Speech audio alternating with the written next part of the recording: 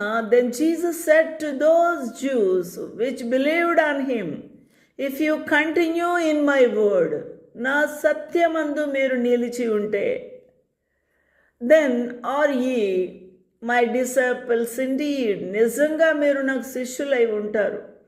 సత్యమందు నిలకడగా ఉండుట, సత్యమందు నిలిచి ఉండుట, సత్యములో నడుచుట, సత్యముతో జీవించుట అనే చాలా ప్రస్ఫుటమైన అంతరంగ బాహ్య జీవితమును సూచించుచూ ఉన్నది. And you shall know the truth, మీరు సత్యము తెలుసుకుంటారు. And the truth shall make you free, సత్యము మనలను స్వతంత్రులనుగా చేస్తూ ఉంది.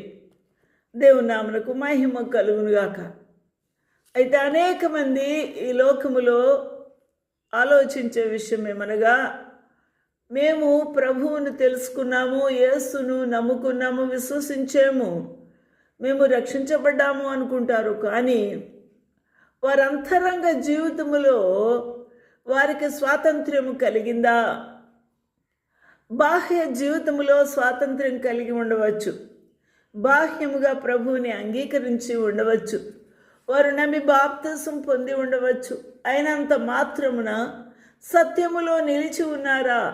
సత్యముతో జీవించుచూ ఉన్నారా? సత్యములో నడుచుచూ ఉన్నారా అనే వాక్యాన్ని మనం అర్థం చేసుకున్నప్పుడు, సత్యము మనల్ని స్వతంత్రులనుగా చేయలేదు అనగా నీవు సత్యములో నిలిచి లేదు, సత్యములో నిలిచి లేవు, సత్యముతో జీవించుట లేదు.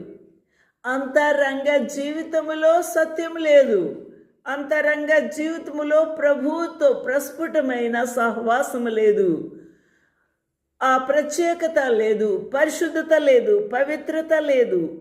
ఆ యొక్క సంపూర్ణమైన దేవునికి లోబడిన జీవితము లేని ఈ సాక్ష్యము మనకు కనబడుతుంది.